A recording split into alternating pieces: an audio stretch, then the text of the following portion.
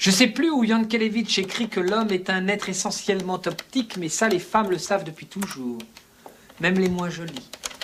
Surtout les moins jolies, parce qu'elles savent que si elles veulent un peu d'amour, il faut qu'elles soient plus imaginatives que les autres.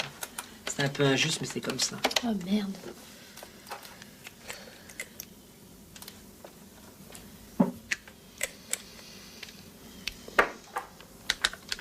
Vous n'attendez pas que ça sèche? Non.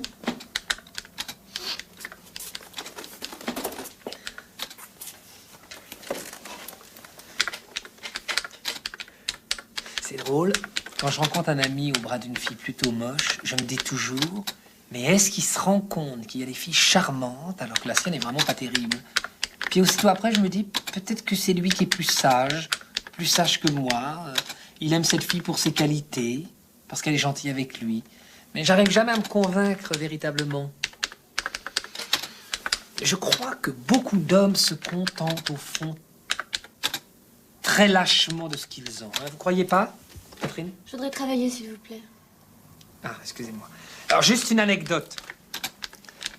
Quand j'étais en 5e, j'étais en pension.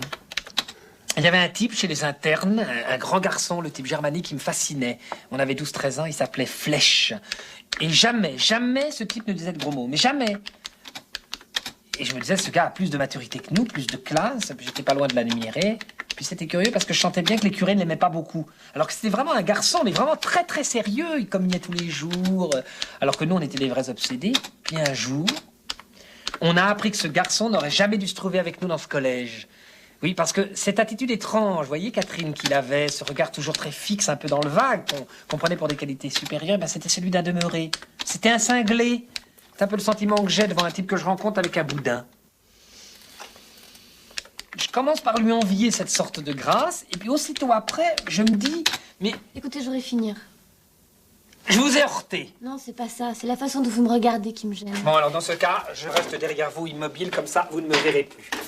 Mais non, justement, pas dans mon dos. Ah non, mais vous ne me verrez plus.